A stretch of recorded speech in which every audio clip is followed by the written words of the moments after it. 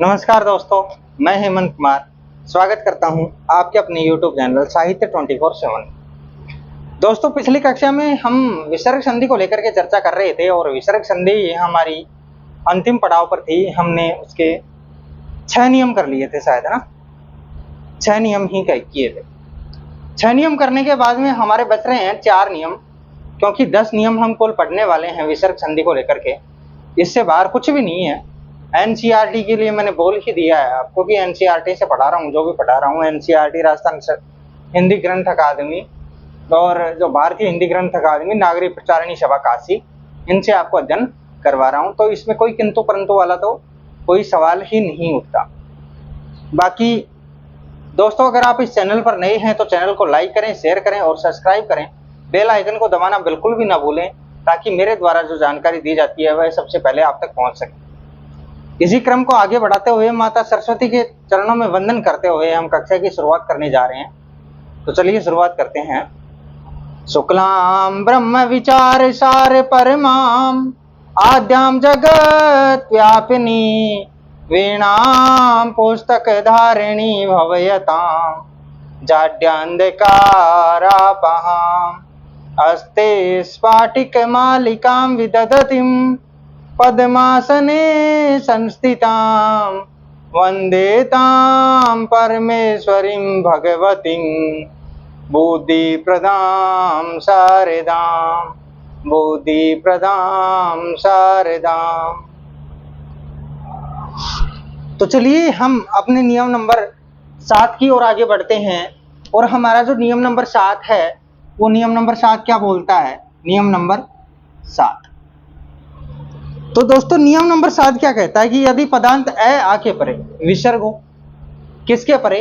पदांत अ और आ में से किसी भी एक वर्ण के परे अगर विसर्ग हो और विसर्ग के परे क ख प फ में से कोई एक वर्ण हो, अ आ के परे विसर्ग और विसर्ग के परे क ख या प फ में से कोई एक वर्ण हो, तो पदांत विसर्ग के स्थान पर कोई परिवर्तन नहीं होगा, क ख या प फ में से। बाकी और कोई नहीं होना चाहिए इसमें इनके अलावा। तो लिखते हैं, यदि पदांत अ आ के परे विसर्ग हो, यदि पदांत अ आ के परे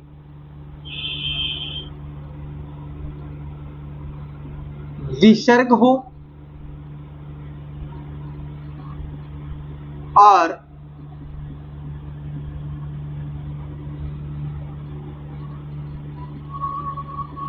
विसर्ग के परे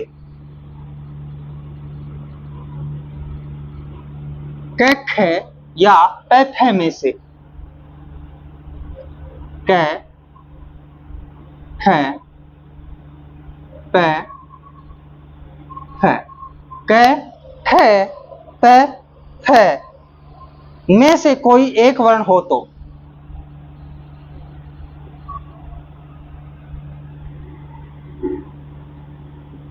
में से कोई एक वर्ण हो, तो में से कोई एक वर्ण हो तो पदांत विसर्ग के स्थान पर कोई परिवर्तन नहीं होगा। हो तो पदांत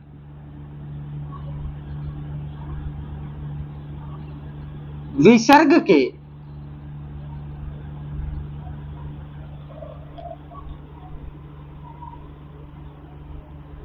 स्थान पर कोई परिवर्तन नहीं होगा, नहीं होगा। मतलब क ख प फ में से अगर कोई एक वर्ण हो तो पदांत विसर्ग के स्थान पर कोई भी परिवर्तन नहीं होगा, अर्थात विसर्ग यथावत बना रहेगा। लिख लो, अर्थात विसर्ग यथावत बना रहेगा, बना रहेगा। जैसे मतलब सबसे पहले तो इसका सूत्र लिखते हैं कि पदांत ए आ के परे, ए सूत्र देखो, सूत्र क्या बोल रहा है, ए या आ के परे क्या हो, विसर्ग हो, और विसर्ग के परे क ख प है, तो विसर्ग यथावत विसर्ग ऐसे का ऐसा ही रहेगा, इसमें कोई बदलाव नहीं होगा। तो इसके उदाहरण हम करेंगे, तो इस सूत्र को आप एक बार इसमें ब्रैकेट में बंद कर दो ताकि हमें ये ध्यान रहे कि ये सूत्र है, इसके अकॉर्डिंग हमें काम करना है। ठीक है भाई, तो चलो बढ़ते हैं आगे, जो अपना नियम है उसकी ओर। अतः देखो, जैसे जैसे कैसे, जैसे ठीक है, अंत धन करण, अंत धन करण, ए के बाद में विसर्ग, विसर्ग के बाद में क, तो विसर्ग ज्यों का त्यों रहेगा, ये लो अंत करण। लेकिन आपको ये बात पता है कि विसर्ग के ऊपर से कभी भी शिरोरेखा नहीं गुजरती है, ठीक है, और अगर विसर्ग हमें दिख जाए तो हमें डायरेक्ट विसर्ग का विसर्ग रखना है और इनके बीच में सिर्फ प्लस का चिन्ह लगाना है और कुछ भी नहीं करना, जैसे कि अंत करण। ठीक है, और आगे बढ़ो, अधः पतन, माफ कीजिएगा, अधः धन पतन। अब इसको बहुत से लोग क्या बना देते हैं, अधोपतन, तो अधोपतन नहीं बनेगा, ये ऐसे का ऐसा रहेगा, अधः पतन ऐसे का ऐसा रहेगा, इसमें कोई बदलाव नहीं होगा, नहीं होगा मतलब नहीं ही होगा। इसका विच्छेद करेंगे तो अधः धन पतन ऐसे ही होगा, कोई बदलाव नहीं होगा। पय धन पान, पय धन पान, विसर्ग क्या बनेगा, पय पान, पय पान, पय पान। यस कामना, यस कामना, आ क ख में से आ रहा है तो यस धन कामना, यस धन कामना। अंत धन पुर, अंत धन पुर क्या बनेगा, अंतःपुर, अंतःपुर। और आगे बढ़ो, प्रातः काल,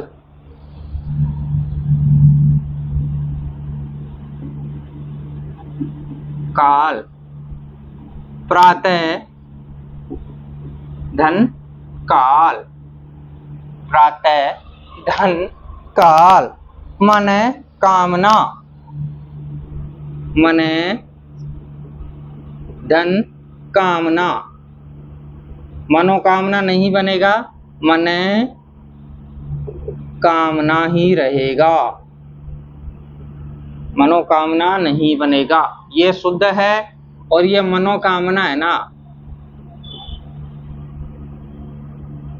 ये क्या है? अशुद्ध है मेरे भाई, शुद्ध नहीं है ये, ठीक है। मने कामना ही होती है। एक बार आप इसका स्क्रीनशॉट ले लो, अगले वाले नियम की ओर हम बढ़ेंगे।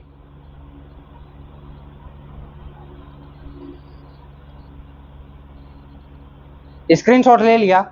मैंने आपको बताया, क्या बताया कि यदि पदांत ए आ के परे विसर्ग हो और विसर्ग के परे क्या हो, कख पैफ में से कोई एक वर्ण हो, तो पदांत विसर्ग के स्थान पर कोई परिवर्तन नहीं होगा, अर्थात ये जो विसर्ग है यह यथावत बना रहेगा। जो हमने इसके उदाहरण किए हैं, देखे हैं, ऐसा ही रहेगा, कोई किंतु परंतु नहीं है। किसी तरीके का कोई टेंशन ना लें, क्योंकि ऐसा ही है, बस इतना मान के चले।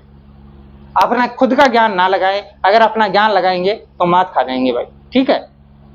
हाँ, यशो कामना, अंतःपुर, प्रातःकाल, मनोकामना अगर करते हैं अंतःकरण की जगह, अधोपतन, अधोपतन, अंतोकरण, अंतोकरण तो बनेगा ही नहीं, लेकिन अधोपतन बनाते हैं। क्या बनाते हैं? मनोकामना बनाते हैं। तो ये सब अशुद्ध शब्द है, बता रहा हूं, बार बार बोल रहा हूं कि ये अशुद्ध है, तो ये अशुद्ध ही रहेंगे और नहीं बनेगा। अधोपतन नहीं होगा, मनोकामना नहीं होगा, मन कामना रहेगा और अधोपतन रहेगा, क्योंकि हिंदी में अधोपतन नाम का कोई शब्द नहीं है, मनोकामना नाम का कोई शब्द मौजूद ही नहीं है, ठीक है। अब आगे बढ़ते हैं हमारे अगले नियम की ओर। नियम नंबर है 8।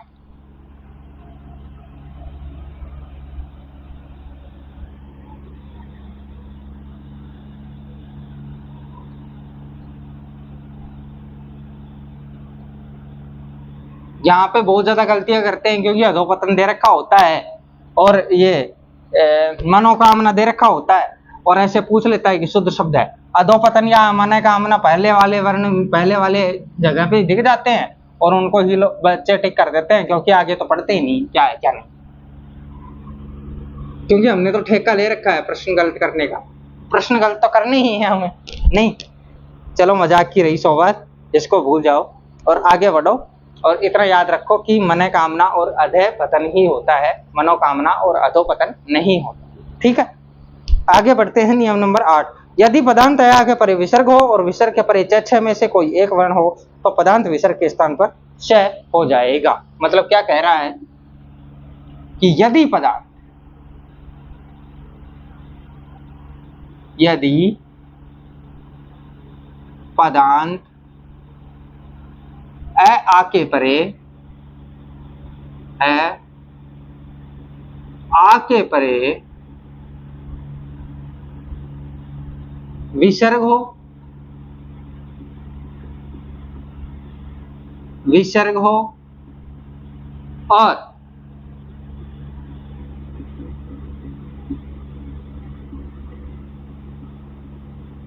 विसर्ग के परे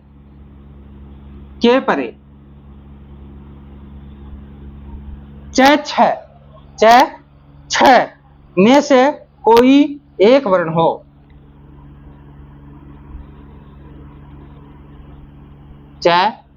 छ में से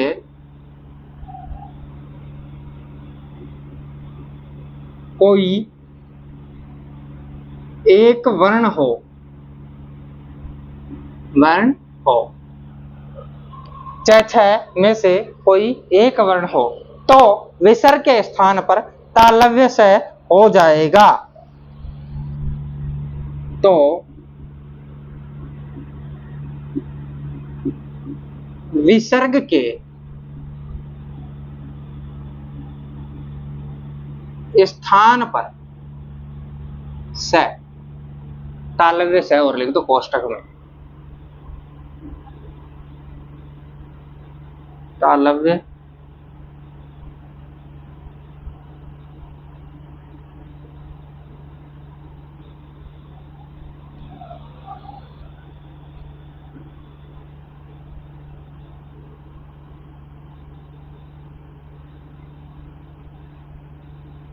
तालव्य से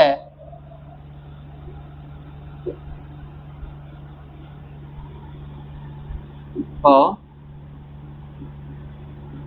जाएगा। क्या बोल रहा है? सूत्र बना लो इसका, कि विसर्ग के परे क्या हो, च छ में से कोई एक वर्ण हो। तो ये रहा हमारा सूत्र। क्या रहा कि अ आ के परे, अ या आ में से कोई एक वर्ण हो, इसके बाद में क्या हो, विसर्ग हो, और इसके परे क्या हो, च या छ में से कोई एक वर्ण हो। तो इस क्या हो जाएगा, विसर्ग के स्थान पर तालव्य स हो जाएगा।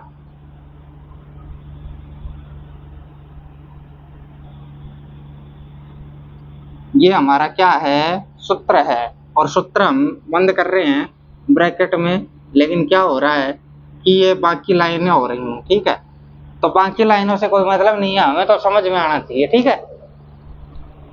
तो वही इसके उदाहरण देख लो कुछ, जैसे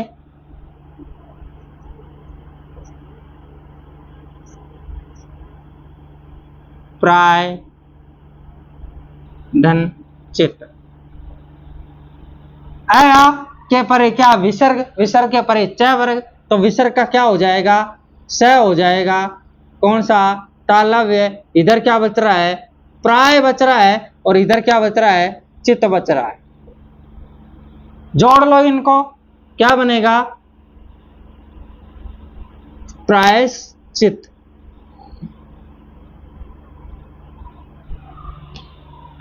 जहां पे स दिखे आधा, उसके बाद में च दिखे, च वर्ण दिखे या छ वर्ण दिखे, उससे पहले अ या आ दिखे, तो स के स्थान पर क्या करना है, विसर्ग। और इधर क्या करना है, वैसे का वैसा लिखना है, प्राय विसर्ग धन चित्त। इस तरीके से इसका विच्छेद हो जाएगा, ठीक है। जैसे उसके बाद में देखो, मन धन चिकित्सक, मन धन चिकित्सक। तो ये मनोचिकित्सक न बन करके मनस चिकित्सक बनेगा। क्यों, क्योंकि हमारा नियम क्या कह रहा है कि अ या आ के परे क्या हो, विसर्ग, विसर्ग के परे क्या हो, च वर्ण हो या छ वर्ण हो, तो क्या बनेगा, स बनेगा। कौन सा, तालव्य स बनेगा।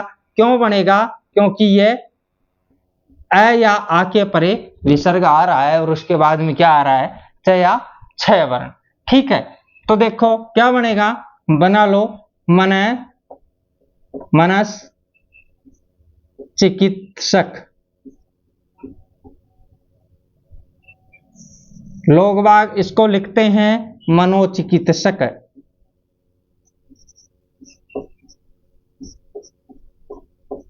और ये क्या है, ये बिल्कुल ही अशुद्ध है, ये क्या है, शुद्ध है।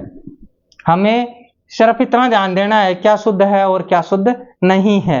और उदाहरण ले लो, जैसे और उदाहरण ले लेते हैं, पुनः धन चरण।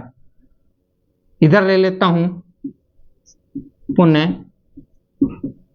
धन चरण। विसर्ग, विसर्ग को श बना देंगे, क्या बनेगा, पुनश्चरण, पुनश्चरण। इसके बाद में और उदाहरण देख लो, मन चिकित्सा, मन धन चिकित्सा। मनोचिकित्सा नहीं, मनस चिकित्सा बनेगा, मनस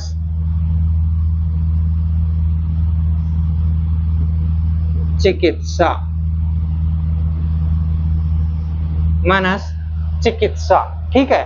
इसके बाद में पुनः धनचर्या, पुनः धनचर्या, पुनश्चर्या, पुनश्चर्या। ये नियम हमारा कंप्लीट हो गया है। एक बार इसका स्क्रीनशॉट ले लो, फिर इसको समझते हैं थोड़ा सा एक बार और।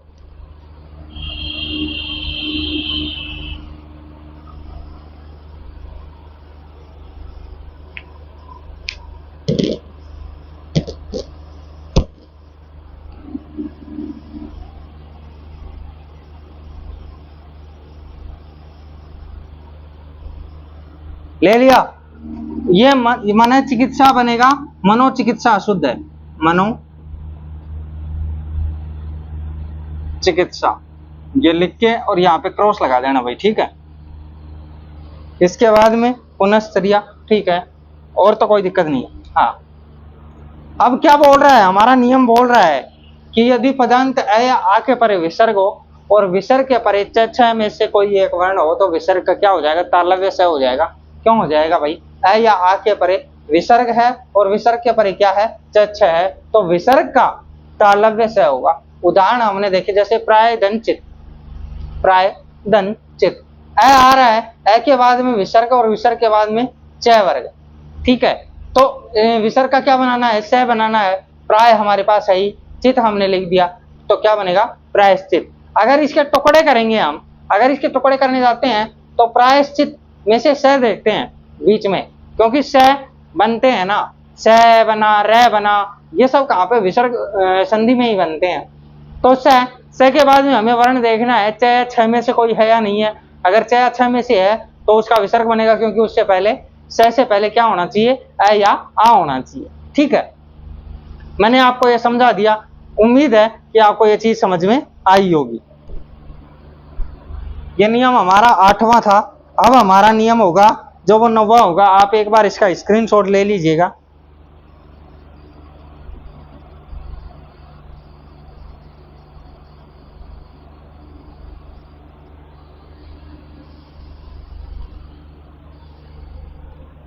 हाँ भाई,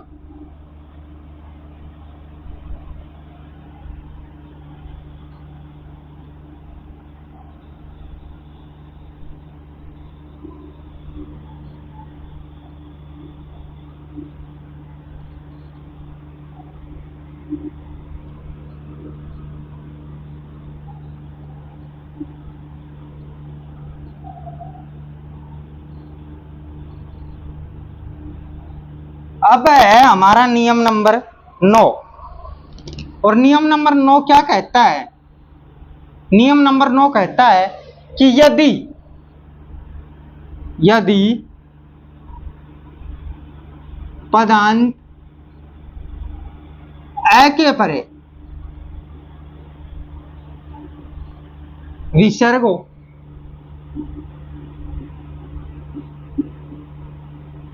यदि पदांत अ के परे क्या हो, विसर्ग हो, सिर्फ अ के परे विसर्ग हो और विसर्ग के परे, और विसर्ग के परे अ या आ को छोड़ करके कोई स्वर हो, और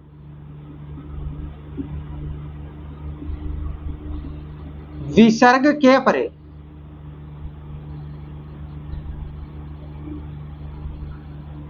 अ या आ को छोड़कर कोई अन्य स्वर हो। देखो भाई, यदि पदांत अ के परे क्या हो, विसर्ग हो, और विसर्ग के परे अ आ को छोड़कर कोई अन्य स्वर हो, तो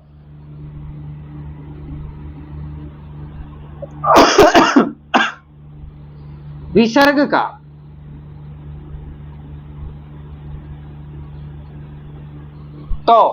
विसर्ग का लोप हो जाएगा।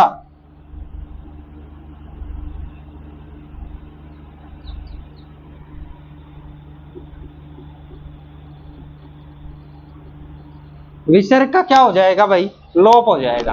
देखो कैसे होगा, इस विसर्ग का लोप हम कर लेते हैं। हमें देखो, सबसे पहले तो हमें ये सूत्र बनाना है इसका, क्योंकि हम सूत्र बना के पढ़ रहे हैं, तो ये भी सूत्र इसका बना लेते हैं हम। सूत्र बना लो भाई। सूत्र, सूत्र क्या कहता है, सूत्र कहता है कि अ हो, अ जहां पे अ आ जाए ना, वहां पे ये देख लेना कि अ या आ भी साथ में हो सकता है, ठीक है। उसके परे क्या हो, विसर्ग हो, और विसर्ग के परे कौन, अ आ को छोड़ करके कोई अन्य स्वर, अ या आ को छोड़कर कोई अन्य स्वर। तो विसर्ग का क्या हो जाएगा? विसर्ग का हो जाएगा भाई लोप। विसर्ग का क्या हो जाएगा? लोप। इसको कर लो आप ब्रैकेट में बंद और आगे पढ़ेंगे हम अब। तो इसका देखो उदाहरण भी हम करने जा रहे हैं, तो इसके उदाहरण हम करते हैं, ठीक है। देखो जैसे, कैसे? जैसे अत धन एव। जैसे कैसे? अतः धन एव। अत धन एव क्या बनेगा? विसर्ग का हो जाएगा लोप। इधर क्या बच रहा है? अत। इधर क्या बच रहा है? विसर्ग था, विसर्ग का हो गया लोप। और इधर क्या बच रहा है? एव। तो क्या बनेगा? अत एव। अतएव नहीं बनेगा, अतएव नहीं बनेगा, अतएव नहीं बनेगा, ये नहीं बनेगा, ये बनेगा, ठीक है। ये चीजें ध्यान रखनी है। जैसे अब जैसे अतएव ये दिख रहा है और इसके बीच में गैप दिख रहा है, तो आपको क्या करना है? सीधे का सीधा इसकी जगह क्या लगाना है? विसर्ग। और इधर एव लिख देना है और इधर क्या करना है? अतः लिख देना है, ठीक है। सिर्फ ये करना है, बाकी कुछ नहीं करना। पै धन और जा। पै धन और जा तो क्या बनेगा? पै और जा। पयूर्जा नहीं बनेगा, पयूर्जा नहीं बनेगा, ये मत बनाना, ठीक है। ये बनेगा, ठीक है। मैं लिख के बता रहा हूं आप। मन धन इच्छा। मन धन इच्छा। मन इच्छा नहीं बनेगा, मन इच्छा बनेगा। मन इच्छा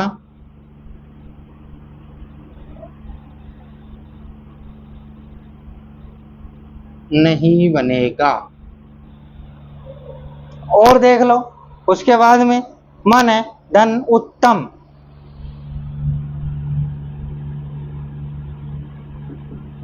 मन है धन उत्तम तो क्या बनेगा?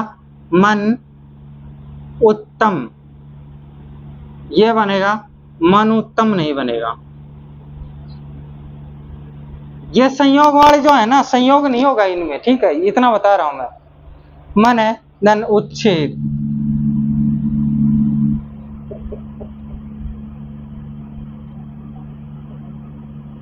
उच्छेद, मन उच्छेद बनेगा।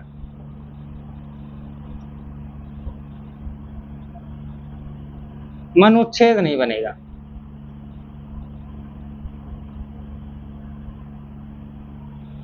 मनुच्छेद नहीं बनेगा।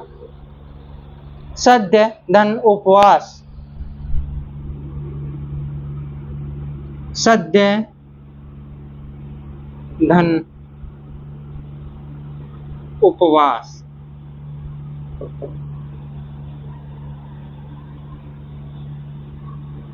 सद्य उपवास बनेगा, सद्युपवास नहीं बनेगा।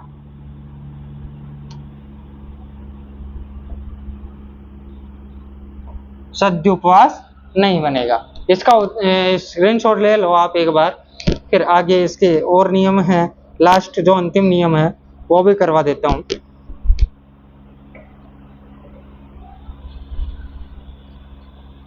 देखो भाई क्या बोल रहा है कि यदि पदान ए आ के परे विसर्ग हो और विसर्ग के परे ए आ को छोड़ करके कोई भी वर्ण आ जाए, कोई भी स्वर आ जाए, मतलब वर्ण नहीं, कोई भी स्वर आ जाए, और स्वर आने से क्या होगा कि विसर्ग का लोप हो जाएगा। कुछ भी नहीं होगा, विसर्ग का लोप हो जाएगा। जैसे ए के बाद में कोई विसर्ग और विसर्ग के बाद में कोई ए आ को छोड़ करके कोई अन्य स्वर, कोई भी स्वर हो, ठीक है। अत धन एव, अतएव, अत एव, अतएव, अतएव नहीं बनेगा, ठीक है। इसके बाद पय धन ऊर्जा, पय ऊर्जा बनेगा, पयूर्जा नहीं बनेगा। मन धन इच्छा, मन इच्छा बनेगा, मन इच्छा नहीं बनेगा। मन धन उत्तम, मन उत्तम बनेगा, मन उत्तम नहीं बनेगा। मन धन उच्छेद, मन उच्छेद बनेगा, मन उच्छेद नहीं बनेगा। सद्य धन उपवास, सद्य उपवास बनेगा, सद्य उपवास नहीं बनेगा, ठीक है। आगे बढ़ते हैं, इससे पहले आप एक बार इसका स्क्रीनशॉट ले लीजिए।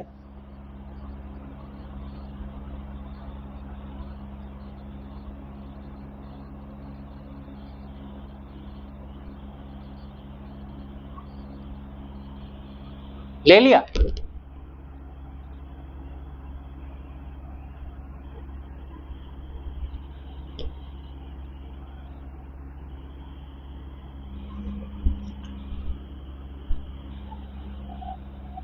अच्छा भाई, मुझे एक बात समझ में आ रही है, जैसा कि मैंने आपको हर वीडियो में बार बार बोलता हूँ कि यदि कोई समस्या हो तो कमेंट करके बताएं, कमेंट करके बताएं, कमेंट करके बताएं। मुझे ऐसा लग रहा है कि आप लोगों को संधि में कोई समस्या नहीं आ रही है, इसका मतलब मैं ठीक पढ़ा रहा हूँ, अच्छा पढ़ा रहा हूँ। और ये मैं भी यही चाहता हूँ कि मैं आपको अच्छे से अच्छा मतलब अच्छे से अच्छा मैटर दे सकूँ।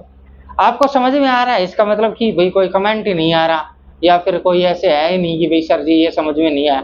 इसका मतलब ये है कि समझ में आपको आ रहा है बखूबी, और यही उम्मीद है, भगवान से भी यही दुआ मांगता हूँ आप सभी के लिए कि आपको अच्छे से समझ में आए और आप अच्छे से प्रगति करें। हम हमारा जो 10वां जो नियम है वो नियम कर लेते हैं, उसके बाद थोड़ी वार्तालाप करेंगे, वैसे ही नॉर्मल जो हमेशा करते रहते हैं, ठीक है। तो 10वां जो नियम है वो बोल रहा है कि यदि पदांत ए के परे, देखो नियम नंबर 10, यदि पदांत ए के परे विसर्ग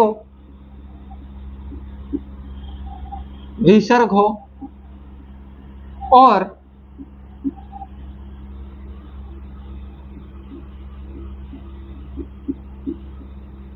विसर्ग के परे दूसरा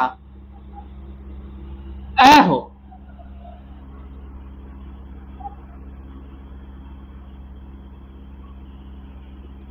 विसर्ग के परे क्या हो, दूसरा ए हो, तो पदांत कौन कौन सा होना चाहिए, ए धन विसर्ग, यानी कि क्या बन, जो ये ए है ना, ए, तो पदांत ए का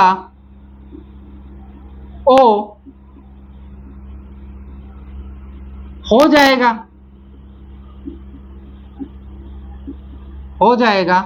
और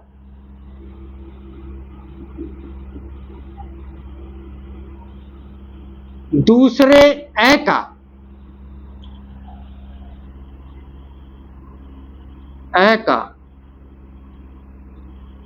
क्या हो जाएगा, लोप हो जाएगा।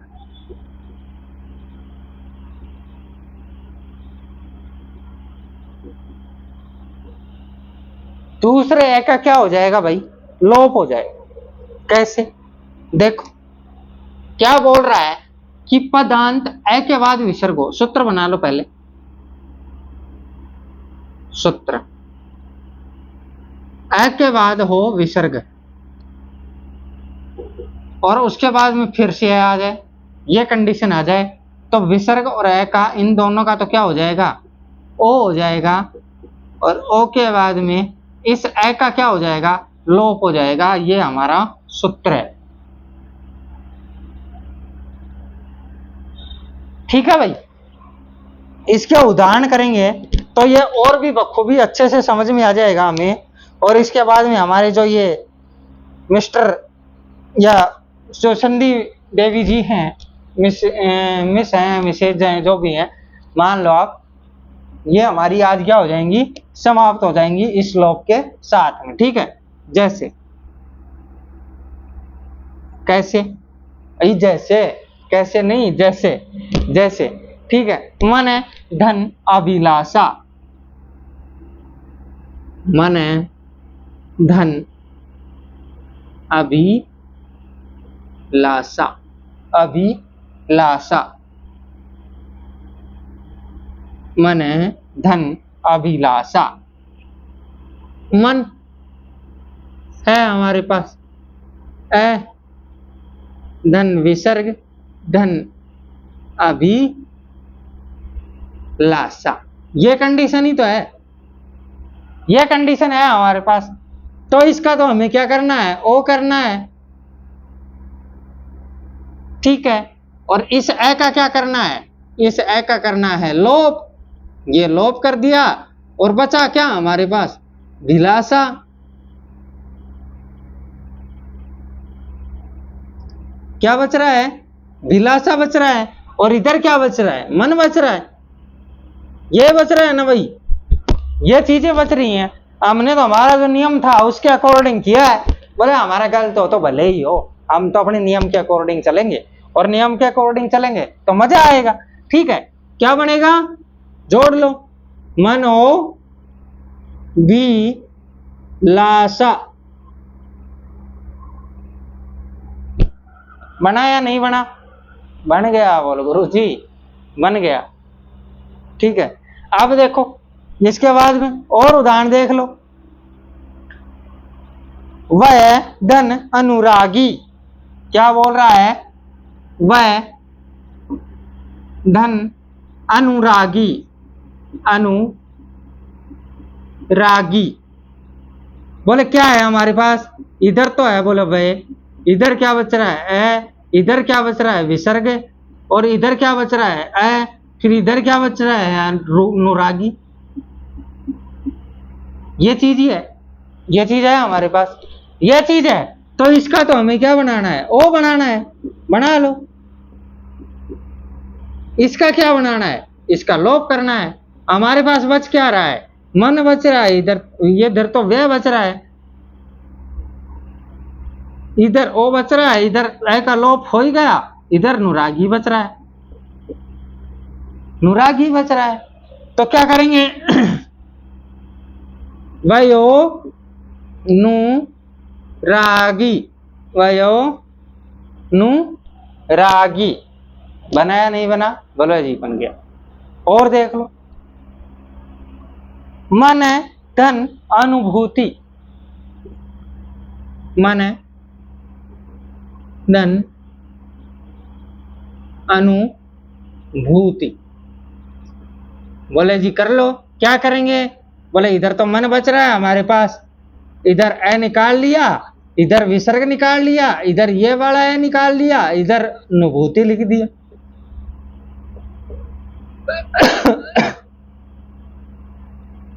बोले जी ठीक किया, बोले ठीक किया, तो बोले जोड़ लो। कैसे जोड़ेंगे, बोले इसको तो ओ बना लो, ठीक है जी, बोले बना लिया।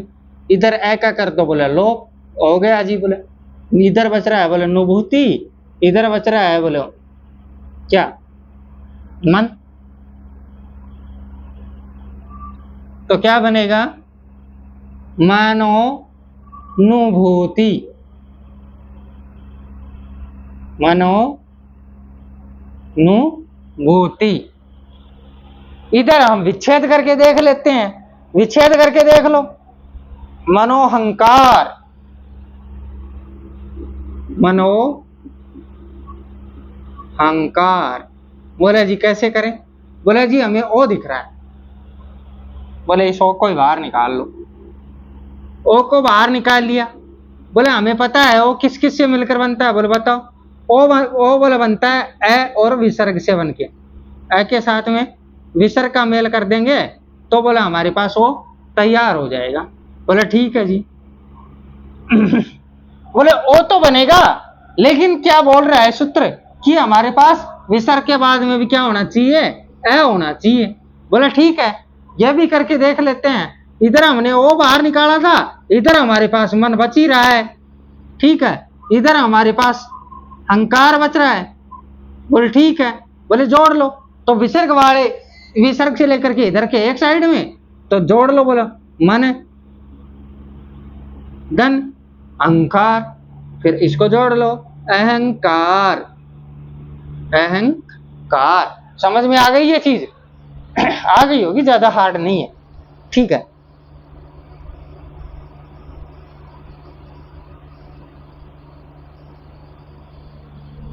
यशोभिमान,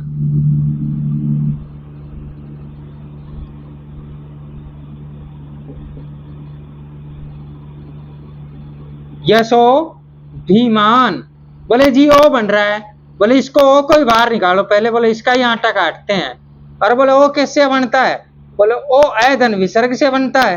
पर बोले ए धन विसर्ग से तो बनता है, लेकिन बोले अंत में भी बोले ए होना चाहिए। बोले है ना हमारे पास, हम अपनी तरफ से लगा देते हैं। बोले इधर क्या बच रहा है? विमान बच रहा है, तो ये विमान लिख दिया। इधर क्या बच रहा है हमारे पास? इधर बच रहा है, बोले जी यस है। बोले यस है, तो बोले विसर्ग से जो इधर के हैं वो इधर, बोले इस विसर्ग के दूसरी तरफ है, वो बोले दूसरी तरफ, प्लस के दूसरी तरफ। बोले यस है।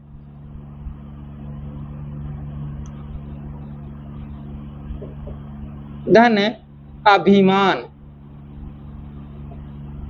अभिमान कैसे है? धन अभिमान।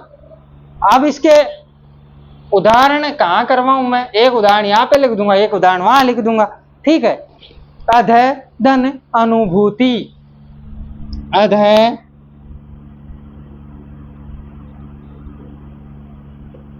अनुभूति, तो क्या बनेगा?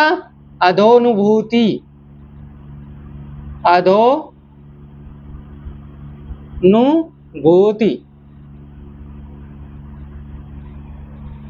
अधोनुभूति। बनाया नहीं बना भाई? वाला जी बन गया। शिव धन अहम, शिव धन अहम, शिव, शिव धन अहम, शिवोहम, शिवोहम, शिवोहम। तप धन अनुराग, तप धन अनुराग, तपोनुराग।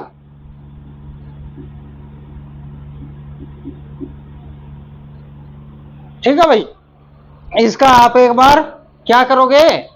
बोले जी स्क्रीनशॉट लेंगे हम, तो बोले हमारे पास और करने को क्या है? और तो ले लो भाई, तो इसका स्क्रीनशॉट ले लो। फिर ये जो हमारी संधि है उसके बारे में हम चर्चाएं कर ही चुके हैं, तो इसके बारे में पूछ लेता हूं कुछ।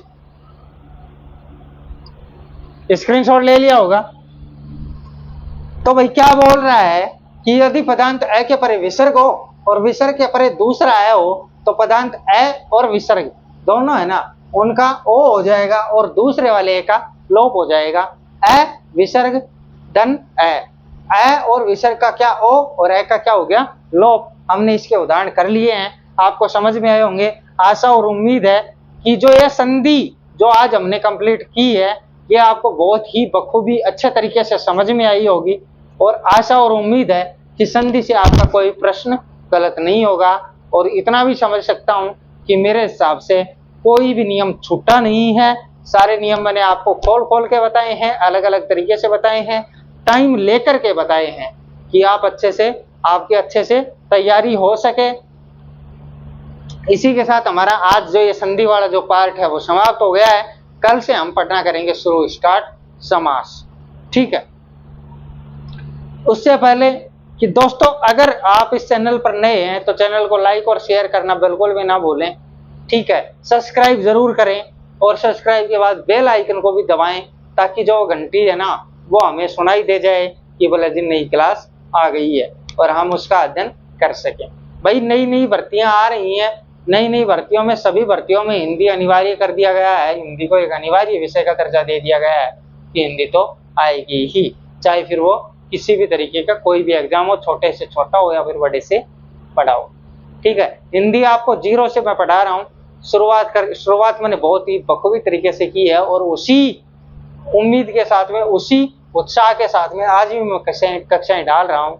अभी भी आपके लिए तत्पर हूँ और हमेशा आपके लिए तत्पर रहूँगा। तो दोस्तों, आशा और उम्मीद इतनी है कि आप अपने दोस्तों को, अपने घर वालों को, अपने मित्र मंडली को, अपने भाई बहनों को इतनी सलाह तो दे ही सकते हैं, इतना तो रिक्वायरमेंट कर ही सकते हैं कि बोला जी एक चैनल को लाइक ही करना है, सब्सक्राइब ही करना है। भाई क्या है कि इस चीज से हमें मोटिवेशन मिलता है और क्या पता शायद और भी अच्छा और भी कोशिश करूं कि भाई बच्चों का मेरे पास सपोर्ट है। वैसे जितने भी दोस्त मेरे पास में जुड़े हुए हैं उन सभी से मैं इतना ही कहना चाहूंगा कि आपका बहुत बहुत शुक्रिया और बहुत बहुत धन्यवाद जो आप इस चैनल के साथ में इस परिवार का हिस्सा बने और अपना अध्ययन कर रहे हैं। मुझे इतना भी विदित है कि आपको अच्छे से समझ में आ रहा होगा, क्योंकि भाषा का जो मैं प्रयोग करता हूँ वो कभी कभी गांव वाली भाषा का भी प्रयोग कर लेता हूँ। और गांव वाली भाषा क्या है कि वो समझ में आती ही है, जो मातृभाषा है हमारी उसका भी हम प्रयोग कर लेते हैं। ठीक है भाई, तो इसी आशा और उम्मीद के साथ में हम इस आज की संधि वाली कक्षा को यहीं समाप्त करते हैं और संधि को भी समाप्त करते हैं। अगली कक्षा में हम समास की ओर बढ़ेंगे। तब तक के लिए आप सभी का धन्यवाद, शुक्रिया। ये वीडियो देखने के लिए आपका बहुत बहुत आभार और आशा और उम्मीद है कि आपको अच्छे से समझ में आ रहा होगा। तब तक के लिए धन्यवाद और राम राम श्याम।